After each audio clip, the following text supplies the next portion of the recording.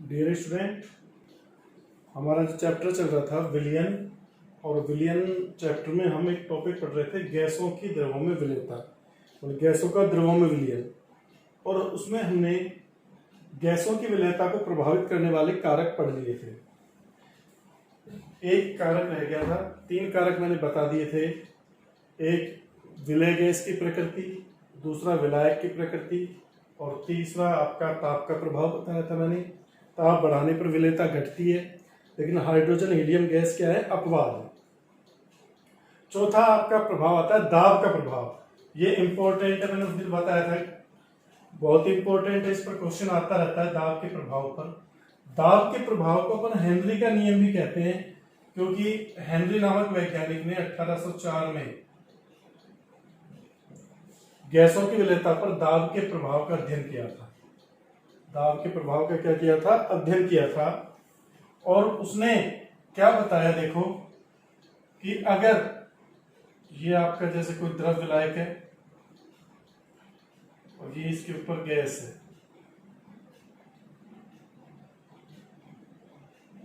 Gas कुछ मात्रा में घुलेगी। अब इसी द्रव विलायक पर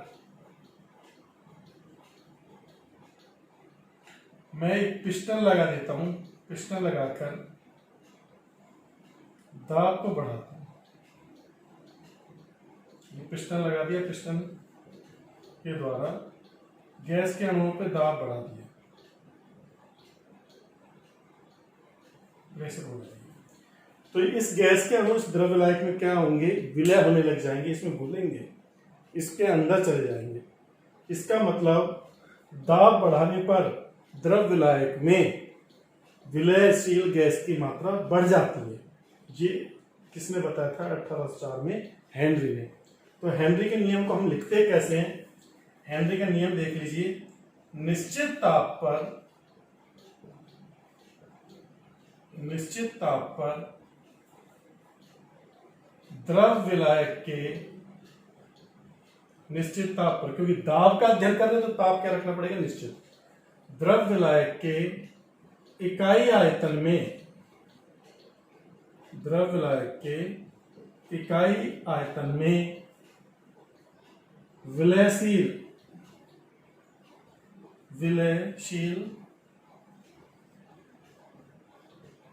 गैस की मात्रा साम्य पर उस गैस द्वारा द्रव की सतह पर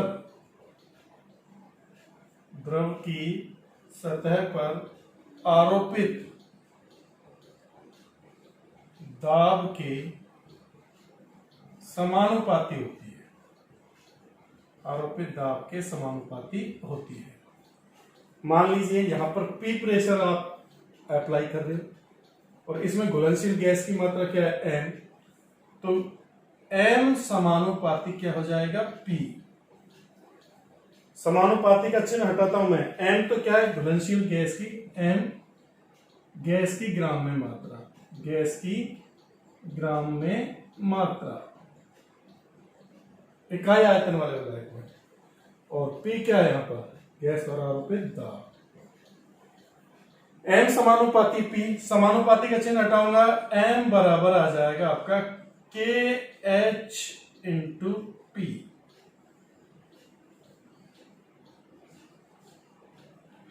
KH क्या है यहां?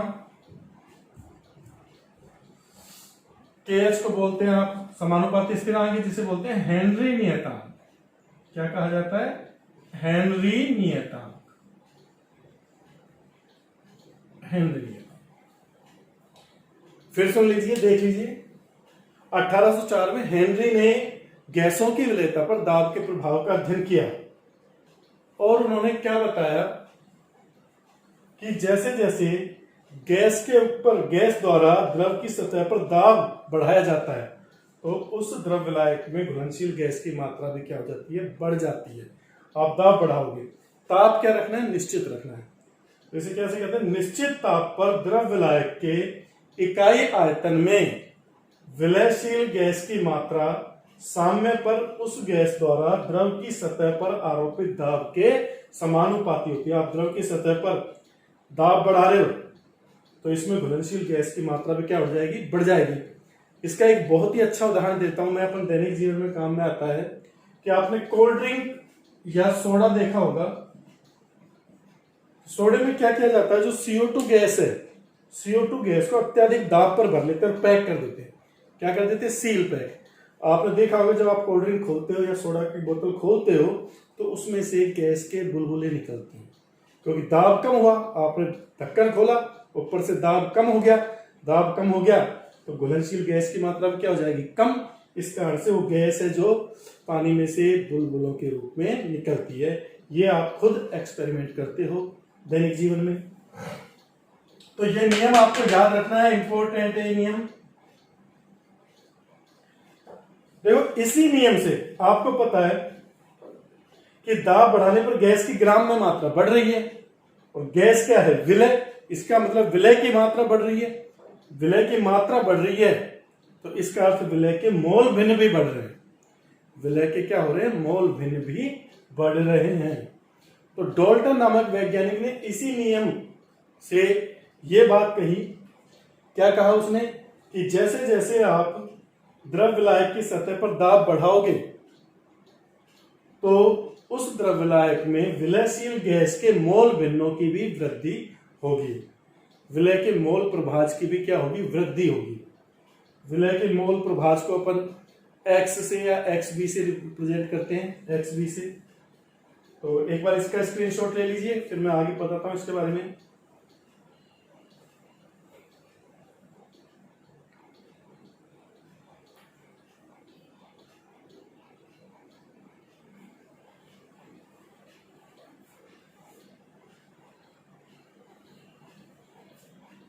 ले लिया भाई। अब देखिए आगे,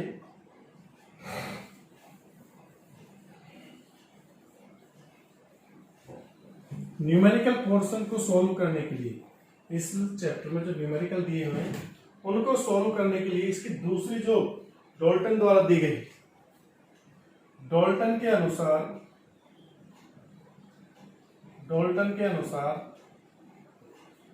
दाब बढ़ाने पर, दाब प्रेशर इंक्रीज कर रहे हो, दाब बढ़ाने पर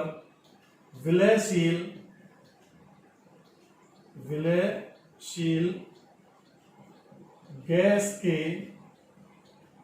मोल भिन्न या मोल अंश में भी वृद्धि होती है। मोल अंश में भी वृद्धि होती है। हाँ भाई, ये बात किस किस को समझ में नहीं आई? विलयशील गैस के मोल अंश में वृद्धि। मोल क्या होते हैं, मेरे को विलयशील गैस का मोल निकालना है तो मैं क्या करूंगा, विलय के मोल अपॉन कुल मोल। ठीक है भाई, यही होगा ना। अब विलय के मोल कैसे निकालते हैं अपन? विलय का मोल क्या होता है, NB बराबर WB अपॉन MB। WB तो क्या है, विलय की ग्राम में मात्रा। WB क्या है, विलय की ग्राम में मात्रा, ग्राम में मात्रा। और MB क्या है, विलय का अणुभार। अभी अभी अपन ने पढ़ा है, हेनरी ने क्या कहा था कि जैसे जैसे आप विलय की सतह पर गैस का दाब बढ़ाओगे तो विलय की जो ग्राम में मात्रा है, इकाई विलायक में उपस्थित विलय की ग्राम में मात्रा वो बढ़ेगी। जब ग्राम में मात्रा बढ़ेगी तो मोल बढ़ेंगे, और मोल बढ़े तो इसका मोल अंश भी बढ़ेगा। आया सीधा सीधा समझ में? यहां पर देखिए, ये XB क्या है, विलयशील गैस के मोल भिन्न, विलयशील गैस के मोल अंश में भी वृद्धि हो रही है। ये दूसरा कथन है हेनरी के नियम का। ये दूसरा कथन है कि दाब बढ़ाने पर विलयशील गैस के मोल अंश में या मोल प्रभाज में भी वृद्धि होती है। तो इसको अपन कैसे लिख सकते हैं,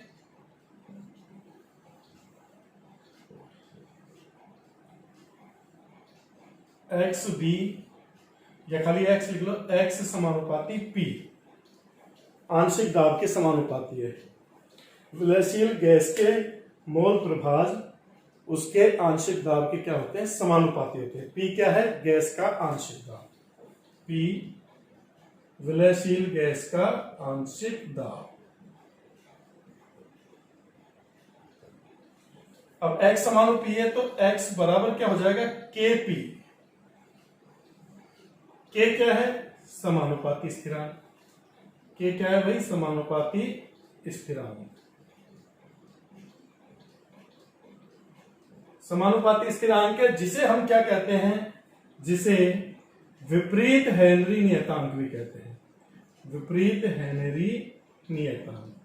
अब विपरीत हेनरी नियतांक क्यों कहते हैं, इसको विपरीत हेनरी नियतांक क्यों कहते हैं, क्योंकि प्रयोगों द्वारा देखा गया कि जो के का मान होता है वो हेनरी नियतांक के व्युत्क्रम के बराबर होता है।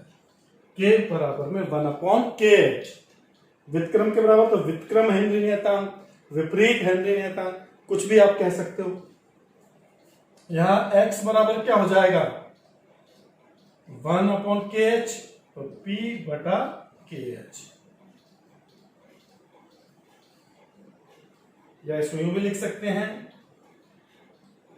x × kh बराबर p। अगर इसका अपन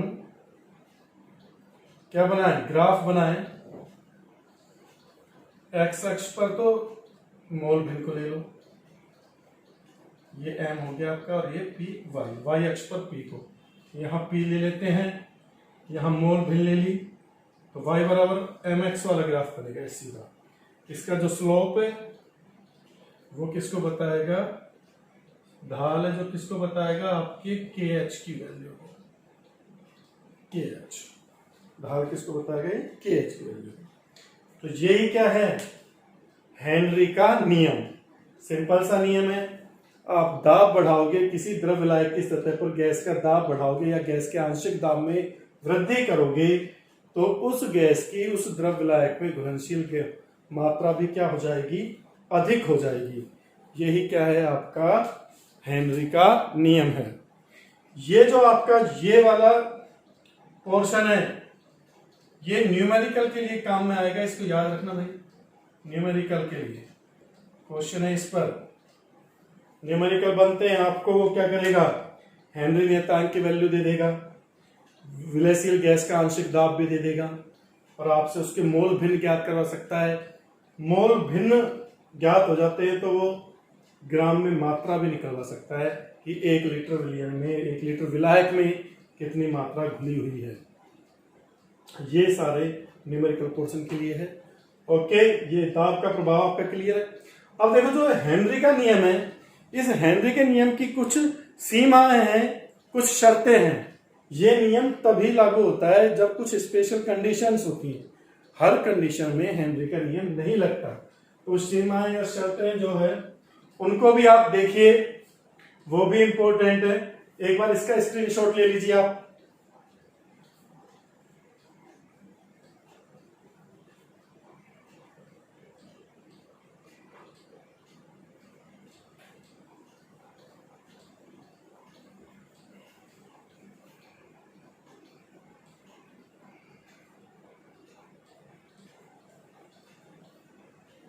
ले लिया भाई स्क्रीनशॉट।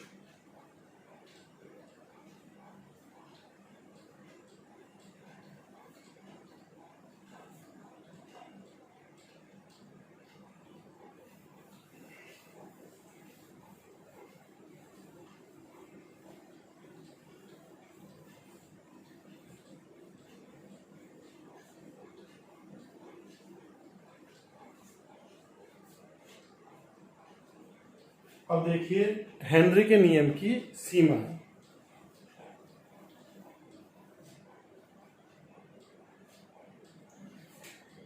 हेनरी के नियम की सीमा है,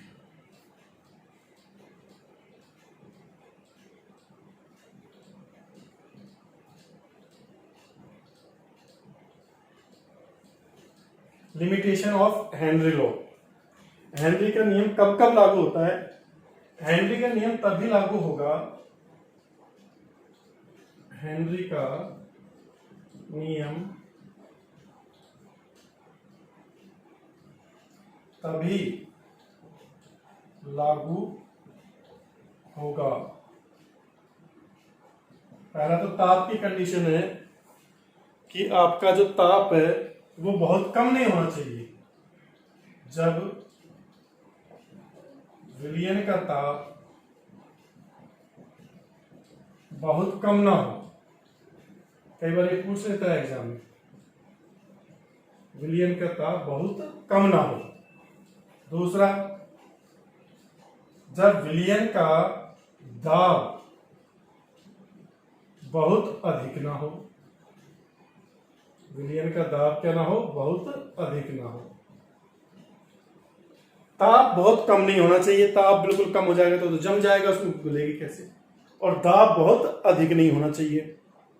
तीसरी कंडीशन क्या है कि विलयन तनु होना चाहिए। विलयन तनु होना चाहिए। विलयन तनु होने का मतलब है कि जो आपके गैस है, विलयशील गैस है, वो विलायक में कम मात्रा में घुलनशील होनी चाहिए। द्रव विलायक में उसकी विलेयता कम हो, या विलेयता कम हो, गैस की विलेयता क्या हो, कम हो, विलेयता कम हो। चौथा, जो आपकी गैस है, गैस द्रव विलायक से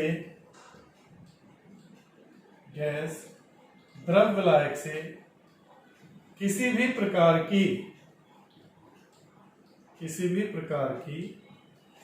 क्रिया ना करे, अर्थात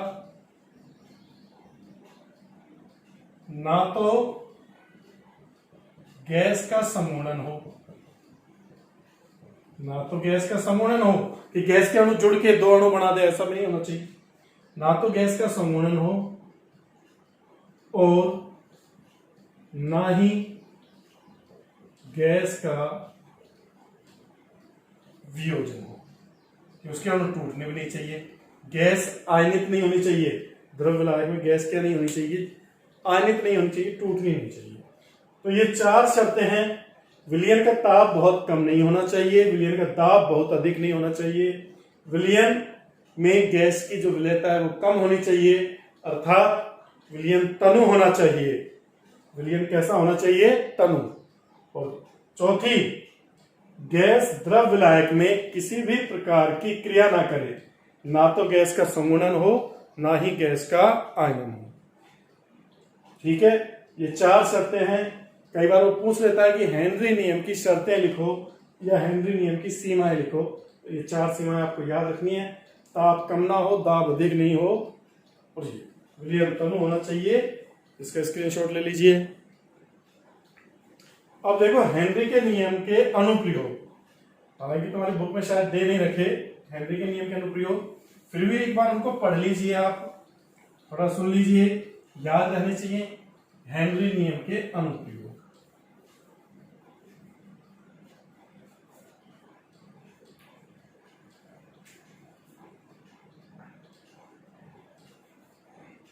हेनरी नियम के, मैंने कहा था हेनरी का नियम इंपॉर्टेंट है। हेनरी नियम के अनुप्रयोग, इसमें से कहीं ना कहीं से क्वेश्चन बन ही जाता है। अनुप्रयोग, हेनरी नियम के अनुप्रयोग। पहला अनुप्रयोग क्या है कि जो गोताखोर होते हैं, समुद्र में जाते हैं ना गोताखोर, समुद्र की गहराई में, तो गोताखोर जब समुद्र में जाते हैं तो जैसे जैसे वो पानी में नीचे जाते हैं तो पानी का प्रेशर बढ़ता जाता है। नीचे जाने पर दाब बढ़ता है। अब दाब बढ़ता है तो रुधिर में गैसों की विलयशीलता भी बढ़ती है। रुधिर में O2 व N2 की विलयशीलता बढ़ जाती है, विलयता बढ़ गई साहब। रुधिर में O2 और N2 मिल गए, कोई दिक्कत नहीं है। लेकिन जब ये गोताखोर वापस ऊपर आते हैं, ऊपर आएंगे, ऊपर आने पर आपका दाब क्या होगा, कम। दाब कम होगा तो रुधिर में गैसों की विलयता भी क्या होगी, कम। अब गैसों की विलयता कम होती है तो देखो ऑक्सीजन तो हीमोग्लोबिन के साथ जुड़ा रहता है, लेकिन ये नाइट्रोजन गैस है जो बुलबुलों के रूप में निकलती है। बल्ब के रूप में निकलती है, बुलबुले के रूप में। तो ये क्या करती है, केशिकाओं में N2 गैस केशिकाओं में, केशिकाएं रुधिर केशिकाएं होती है, बायोलॉजी वाले बच्चे समझ रहे होंगे, कैपिलरीज, एक धमनी होती है, एक शिरा होती है, केशिकाएं। तो नाइट्रोजन गैस केशिकाओं को अवरुद्ध कर देती है, अवरुद्ध कर देती है, जिससे रुधिर धीमे बहने लग जाता है। इस स्थिति को बोलते हैं बैंड पड़ना, बैंड पड़ना। इस स्थिति को क्या बोलते हैं, बैंड पड़ना। ये बीमारी है। नाइट्रोजन गैस है जो केशिकाओं को अवरुद्ध कर देती है। इसमें गोताखोर को ऑक्सीजन की पूरी सप्लाई नहीं होती, वो बेहोश हो जाता है, मांसपेशियों में भी अकड़न आ जाती है। तो इस स्थिति से बचने के लिए गोताखोर जो सिलेंडर ले जाते हैं उसमें नाइट्रोजन गैस का, N2 गैस का हीलियम द्वारा प्रतिस्थापन किया जाता है, हीलियम द्वारा प्रतिस्थापन। तो ये जो सिलेंडर ले जाते हैं उस सिलेंडर में आपको थोड़ा सा ध्यान रखना है, उस सिलेंडर में जो ऑक्सीजन गैस है, O2 गैस तो होती है 32.1%, नाइट्रोजन गैस ये होती है आपकी 56.2%। ठीक है भाई, इतना हो गया 8। और आपकी जो हीलियम गैस है ये होती है 11.7%। तो ये वाला मिश्रण ले जाते हैं। ये कई बार क्वेश्चन पूछा जा चुका है, क्या क्वेश्चन पूछा जा चुका है कि गोताखोर जो गैस का सिलेंडर ले जाते हैं अपने साथ, उसमें प्रयुक्त गैसों की प्रतिशत मात्रा क्या क्या होती है। तो आपको ये ध्यान रखना है, O2 32.1%, N2 56.2%, हीलियम 11.7%। ये थोड़ा सा आपको याद रखना है। बैंड पड़ना समझ में आ गया। रुधिर केशिकाएं अवरुद्ध हो जाती है, जिससे गोताखोर बेहोश भी हो सकता है, बेहोश हो जाता है, उसकी ढंग से वर्क नहीं करता शरीर है जो, क्योंकि वो बाहर की ओर ऊपर आता है, वैसे वैसे नाइट्रोजन गैस निकलती है, क्योंकि दाब कम हो रहा है, दाब कम हो रहा है, दाब कम हो रहा है, तो गैसों की विलेयता भी क्या होगी, कम होगी, गैसों की विलेयता भी क्या होगी, कम होगी। अब गैसों की विलेयता कम होगी तो नाइट्रोजन गैस जो निकलती है बुलबुलों के रूप में, वो केशिकाओं को अवरुद्ध कर देती है। इसके बाद इसका स्क्रीनशॉट ले लो, आप लेना चाहो तो। दूसरा अनुप्रयोग देखते हैं।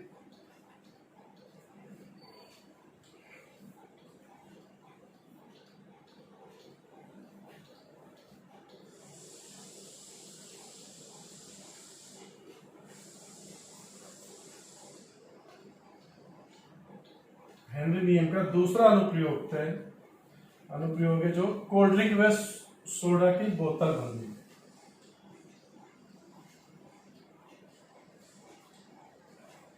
इसका जो दूसरा अनुप्रयोग है, कोल्ड ड्रिंक व सोडा बनाने। यह भी मैंने बताया ही था। कोल्ड ड्रिंक या सोडा में क्या होता है, गैस घुली होती है, CO2 gas, carbon dioxide gas बोलते हैं। तो हम क्या करते हैं, गैस के ऊपर हाई प्रेशर करते हैं, दाब बढ़ाते हैं, दाब बढ़ाते हैं, तो दाब के साथ गैस को भरते हैं, तो वो गैस की विलेयता भी क्या होती है, बढ़ जाती है, वो पानी में विलय हो जाती है। और फिर उस बोतल को सील पैक कर देते हैं, बोतल को सील बंद कर देते हैं।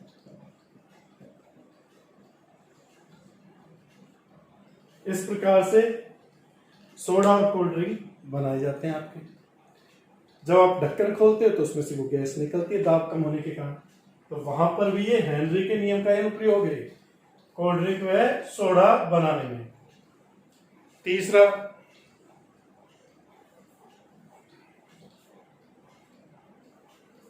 जो अनुप्रयोग है वो आता है आपका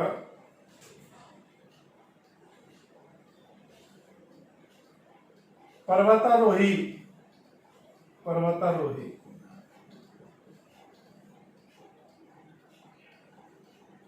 पर्वतारोही जो पहाड़ों पे जाते हैं ना, पर्वतारोहियों के लिए, भाई पहाड़ों पे आप जाते हो, जैसे जैसे ऊंचाई पे जाते हो, पहाड़ों पर ऊंचाई पर जाते हो, ऊंचाई पर जाने पर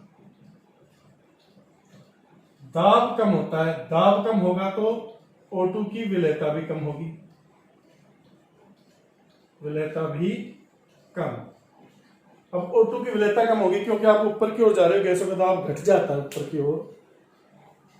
तो ऑक्सीजन गैस अब रुधिर में कम घुलनशील है, तो हमारे शरीर को ऑक्सीजन की उतनी पूर्ति नहीं हो पाती जितनी होनी चाहिए, जिसके कारण बेहोशी आती है।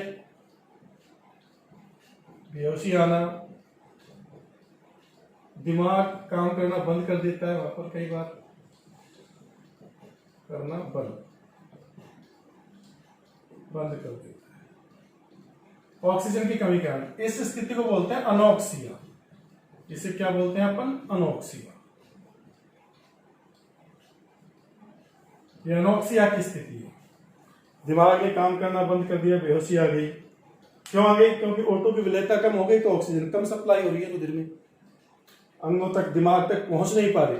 अब दिमाग तक नहीं पहुंचते तो दिमाग काम करना बंद कर देता है साहब।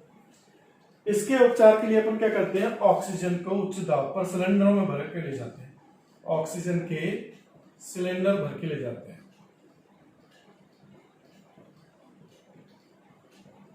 ये नहीं कि बिना ऑक्सीजन के जाते हैं। अधिक ऊंचाई पर जब जाते हैं ना पर्वतारोही, तो वो ऑक्सीजन के सिलेंडर भी लाद के ले जाते हैं खुद के साथ, कि ऊंचाई पे जहां दाब बिल्कुल कम है वहां ऑक्सीजन की कमी हो जाएगी शरीर में, दिमाग काम करना बंद ना कर दे, रात में सोता रह जाए, सुलट जाए। तो ये तीन आपके क्या है? हेनरी नियम के अनुप्रयोग। एक तो गोताखोरों के लिए, दूसरा आपको बताया था कोल्ड ड्रिंक सोडा में, और तीसरा पर्वतारोहियों के लिए। ये तीनों अपने माइंड में थोड़ा बैठा लेना, कई बार छोटा मोटा क्वेश्चन पूछ लेता है वो।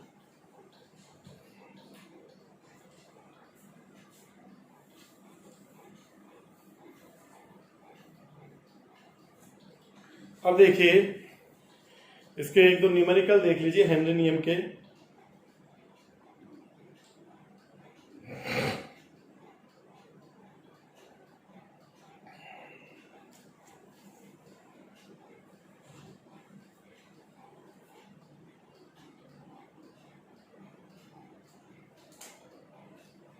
एक क्वेश्चन है, 20 डिग्री सेंटीग्रेड पर, 20 डिग्री सेंटीग्रेड पर एक संतृप्त विलयन में हीलियम का मोल अंश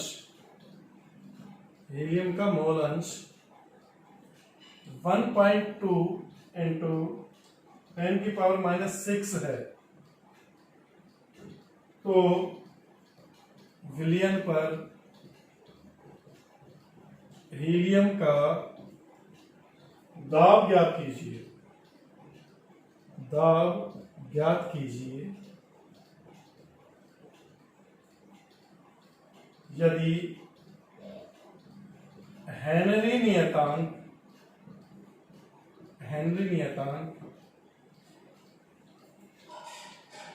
144.97 किलोग्राम बार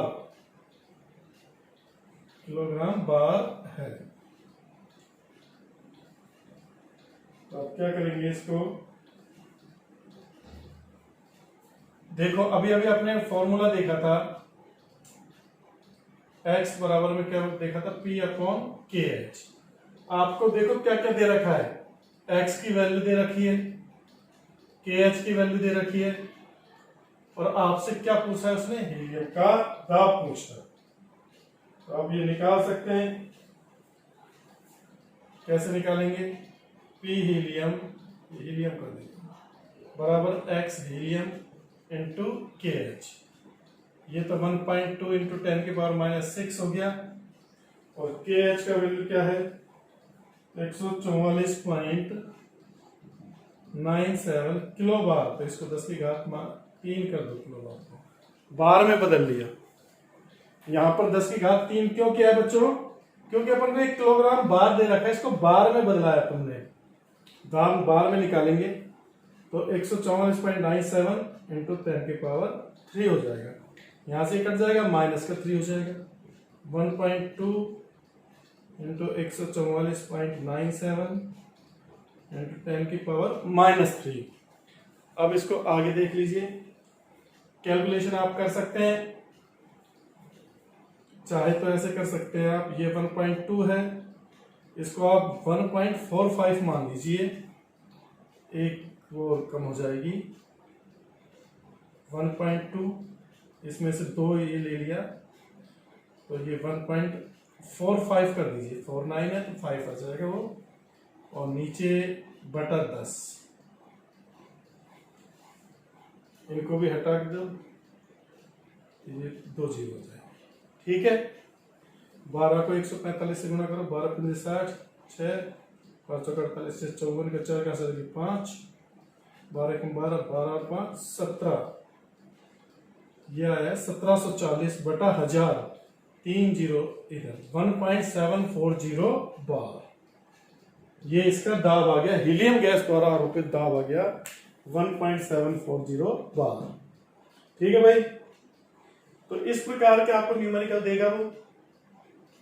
कई बार क्या होता है, हेनरी का नियम कब लागू होता है, जब विलय की मात्रा बहुत कम हो, तो आप ऐसी कंडीशन में, जैसे आपको विलय का मोल प्रभाज निकालना है XB, तो आप क्या करोगे, NB upon Na plus NB, तो यहां Na की वैल्यू को या आप इसकी पूरी की वैल्यू ले सकते हो, ये काम कर सकते हो आप। क्यों? क्योंकि हेनरी नियम कब लागू होता है, जब विलयशील गैस बहुत कम मात्रा में हो। ये आपका क्या हो गया, हेनरी का नियम हो गया। अब देखिए, ये टॉपिक आपका खत्म हो चुका है, गैसों की द्रवों में विलयता। गैसों की द्रवों में विलयता में मैंने आपको अवशोषण गुणांक पढ़ाया था, विलयता को प्रभावित करने वाले 4 कारक बताए थे, जिनमें सबसे इंपॉर्टेंट मैंने जो बताया वो हेनरी का नियम।